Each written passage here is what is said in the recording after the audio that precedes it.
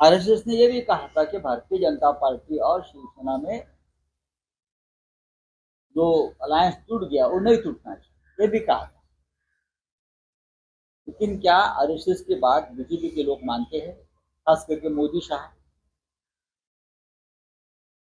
RSS एक जमाने में बीजेपी की मातृ संस्था थी। हाँ? मातृ संस्था। आरएसएस ने बीजेपी को बढ़ाया है,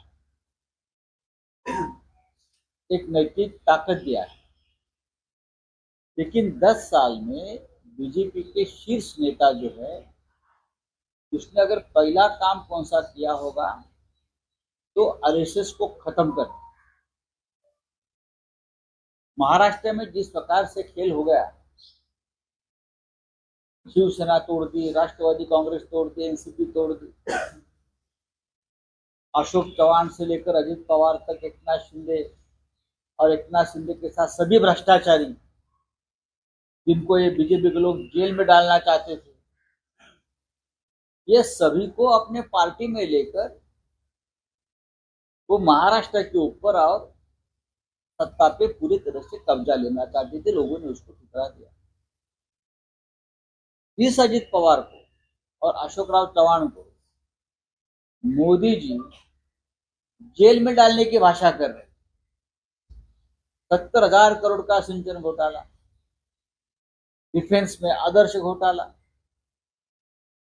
ऐसे बहुत से घोटाले। ये जो हमारे मुलुंड में एक नंगा पोपटलाल बैठा है, वो तो दर दिन एक नया शगुफा लेकर आता था ना। हसन मुश्रीफ से लेकर प्रताप सरनाई तक, यशवंत जाधव तक, भावना गवड़ी तक, एकनाथ शिंदे तक, उसके लड़के तक, ये सभी को भारतीय जनता पार्टी ने अपने वॉशिंग मशीन में डाल ये कोशिश की कि देश में और महाराष्ट्र में सिर्फ हम रहेंगे। अब जो आरएसएस है, उनका कहना उसको नहीं लेना चाहिए था, उसको नहीं लेना। भाई ले लिया ना। आपने क्या किया? कल भी मैं सरसंघ चालक की बात सुन रहा था, लोक सेवक को अहंकार नहीं होना चाहिए। भाई अहंकार की सभी मर्यादा तो मोदी और शाह जी ने तोड़ दी है, और उसके चपेट में आरएसएस भी आ गया है। तो आप क्या करोगे? क्या आप में बगावत करने की हिम्मत है?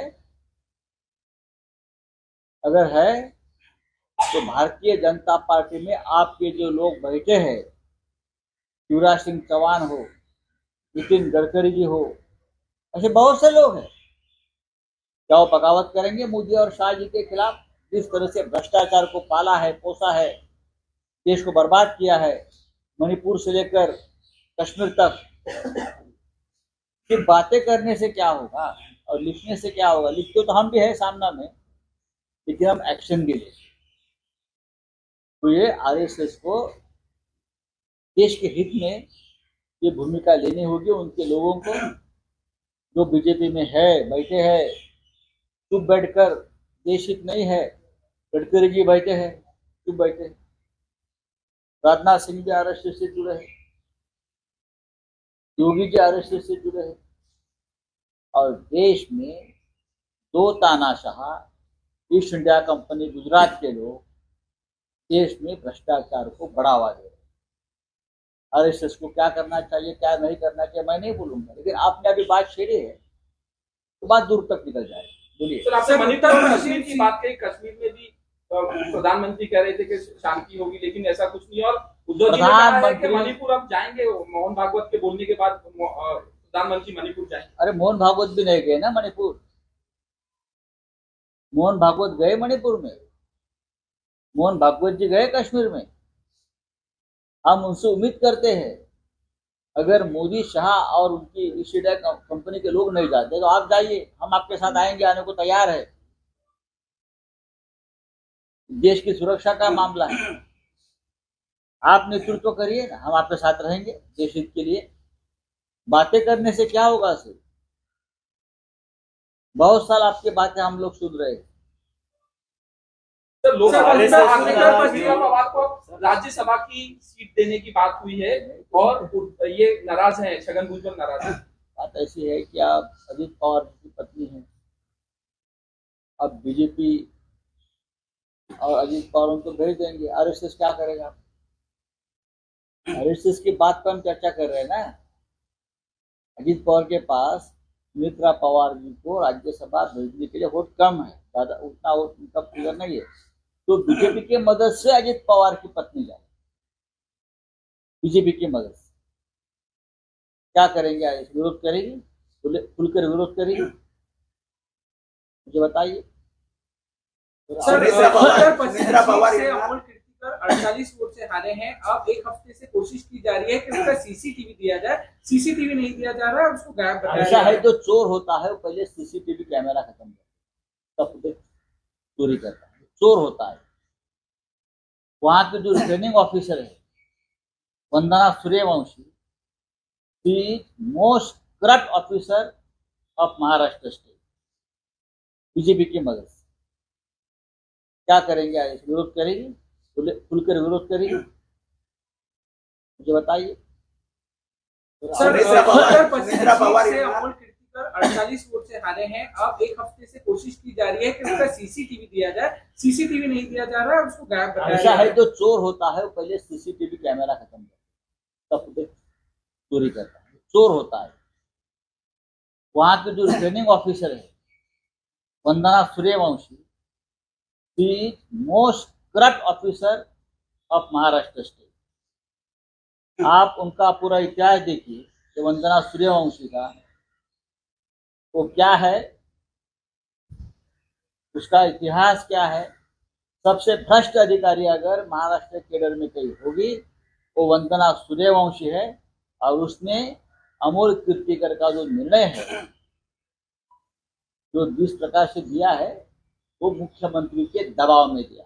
सर, हम कोर्ट का दरवाजा खटखटाने वाले हैं। हम कोर्ट में जाएंगे, हम चुनाव एक 4 महीने में परिवर्तन होगा। तब ये वंदना सूर्यवंशी कहाँ जाएगी? ये जो अधिकारी है जिसने सीसीटीवी फुटेज बंद कर दिया, अंदर ये वाइकर के सब रिश्तेदार मोबाइल लेकर घूम रहे थे, ये किसकी जिम्मेदारी थी? सीसीटीवी फुटेज अगर वो नहीं मिल रहा है वहाँ, तो ये वंदना सूर्यवंशी, वहाँ की जो ट्रेनिंग ऑफिसर है, चुनाव अधिकारी, इनकी जिम्मेदारी है। ये सब घपला ये वंदना सूर्यवंशी ने किया है, उसका पूरा इतिहास मेरे पास सामने आया है। जल्दी मैं उसको एक्सपोज कर दूंगा। निकाल लागून आठवडा झालाय तरी सुद्धा काहीच पुढे हालचाल अमोल कीर्तिकरांची जो तक्रार दाखल केली त्याच्यावर होत नाहीये. होईल ना तक्रार? तर पोलीस असतील किंवा निवडणूक निर्णय बघा, अधिकारी एकनाथ शिंदे राज्याचे मुख्यमंत्री आणि त्यांची गुलामी करणारे अधिकारी, वंदना सूर्यवंशी असतील किंवा पोलीस अधिकारी, त्यांना हा निकाल पचणार नाही, ही चोरी पचणार नाही, मी तुम्हाला आत्ता सांगतो. त्यांना जुलाब होणार आहे. वंदना सूर्यवंशीचा राजकीय प्रशासकीय इतिहास हा वादग्रस्त आहे. वंदना सूर्यवंशीचा संपूर्ण तुम्ही कारकीर्द पहा, मी देतो तुम्हाला. कोणाच्या दबावाखाली तिने काम केलंय, काय भ्रष्टाचार, कशा चोऱ्या मारा लफंगीगिरी केलेली आहे, मेमार्डी पासून सर्वत्र रेव्हेन्यू डिपार्टमेंट पर्यंत. अशा व्यक्तीला खास तिथे बसवण्यात आलं आणि सीसीटीव्ही फुटेज मिळत नाही, तिची जबाबदारी आहे या वंदना सूर्यवंशीची. रवींद्र वायकरचे नातेवाईक, मित्रपरिवार मोबाईल घेऊन आतमध्ये काय फिरत होता, तिला काय रोखलं नाही? ते म्हणतात पोलिसांचं काम होतं असं वंदना सूर्यवंशी म्हणतात, ते पोलिसांचं काम. पोलिसांचं काम असेल किंवा नसेल, आपण तिकडल्या प्रमुख होतात, निर्णय आपण जाहीर केलाय, सीसीटीव्ही फुटेज आपण दिलं पाहिजे. पोलीस सुद्धा टोलवटोलवी करतात. पोलीस करतील टोलवाटोलवी किंवा वंदना सूर्यवंशी करतील टोलवाटोलवी, या प्रत्येकाला आरोपीच्या पिंजऱ्यात उभं राहावं लागेल. महाराष्ट्रात सत्तांतर होईल, तसं भविष्यात देशात सुद्धा होत आहे. मी आता सांगतो, तेव्हा या सगळ्यांना या प्रत्येक गोष्टीचा जबाब द्यावा लागेल. अमोल कीर्तिकर विजयी झालेले उमेदवार आहेत. वंदना सूर्यवंशी यांच्यावर जो मुख्यमंत्र्यांनी दबाव आणलेला आहे, त्या आपल्या कर्तव्याला जागलेल्या नाहीत. त्यांचा जो इतिहास आहे अशा प्रकारचा, तो इतिहासच त्याने पुढे झाला. कोर्टात जाणार आहात आपण? नक्कीच अमोल कीर्तीकर विजयी घोषित होतील याची मला खात्री आहे. सुमित्रा पवार यांना राज्यसभेवर राष्ट्रवादी काँग्रेस पाठवत आहे. छगन भुजबळ नाराजी व्यक्त केली गटाने. असं आहे की हा अजित पवारांच्या घरातला माल, फॅमिली मॅटर. ये मोदी का परिवार नहीं है, अजित पवार का परिवार. ये पार्टी भी अजित पवार का परिवार. बरोबर आहे. मोदीचा परिवार काय, मोदी म्हटले परिवार निकाल दो, बरोबर ना. आता अजित पवारांनी सांगायला पाहिजे, आता निवडणूक झाली सुनेत्राबाई, आता परिवार निकाल दो. पण सुनेत्रा पवारांनी निवडणूक लढली, त्या निवडणूक हारल्या. आता त्यांना राज्यसभेत जायचं असेल हा त्यांच्या पक्षाचा निर्णय आहे. छगन भुजबळ यांची सुद्धा राज्यसभेत जायची इच्छा असं मी वाचतोय आणि ऐकतोय. पण शेवटी त्यांनी ज्या पक्षाचं नेतृत्व स्वीकारलेलं आहे अजित पवारांचं, त्यांनी निर्णय घ्यायचा आहे. मंत्री व्हायचे आहे प्रफुल्ल पटेलला, राज्यसभेवर जायचे आहे छगन भुजबळांना. अशा अनेक गोष्टी त्या पक्षामध्ये आहेत, शिंदे गटामध्ये आहेत. हळूहळू हे सगळे गट जे निर्माण झाले त्या सुद्धा दुफळ्या मासतील. अजितदादा तटकरे आणि प्रफुल्ल पटेल हे खासगी पद्धतीने पक्ष चालवतात असं छगन भुजबळच्या कार्यकर्त्या नेत्यांचं म्हणणं आहे. त्यामुळे नक्कीच यामध्ये आता ते त्यांच्या बघा, हे मालकी हक्काचे पक्ष आहेत. एकनाथ शिंदेचा पक्ष त्यांच्या मालकीचा आहे, अजित पवारांचा पक्ष त्यांच्या मालकीचा आहे. तुम्ही त्यांच्याकडे चाकऱ्या करताय, तुम्ही त्यांची भूमिका स्वीकारली पाहिजे. चलिए मौत हुई है, इसको लेकर शशि थरूर ने ट्वीट किया है, कहा कि मैंने 5 साल पहले ही नया ड्राफ्ट दिया था कि कैसे हमें लेकिन उसको लेकर सरकार द्वारा की कार्रवाई। सर प्रधानमंत्री ने 2 लाख रुपए देने की भी बात की। देखिए सरकार, प्रधानमंत्री के पास यही काम है, अगर कोई मरता है तो 1 लाख 2 लाख 3 लाख दे दो. जान बचाने की कोई योजना नहीं है. कश्मीर में हत्याएं हुई 2 लाख दे दो, बिल्डिंग गिर गई 2 लाख दे दो, आग लग गई मर गए 2 लाख दे दो. प्रधानमंत्री का यही काम बचा है और कुछ नहीं. लेकिन कोई ठोस प्लान आपके पास है लोगों की जान बचाने के लिए, सुरक्षा के लिए?